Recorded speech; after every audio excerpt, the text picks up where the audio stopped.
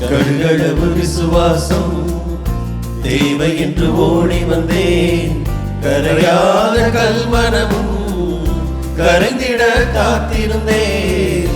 கடுகளவு விசுவாசம் தேவை என்று ஓடி வந்தேன். கரையாத கல்மனமும் கரைந்திட காத்திருந்தேன். இனி இறை வார்த்தை விதையாகி இறைவாழ்வு பயிராகி குறையில்லா நிறைவாழ்வு நிறைவாக தினம் பெறவே கேட்கிறேன், தேடுகிறேன், தட்டுகிறேன் தெய்வமே.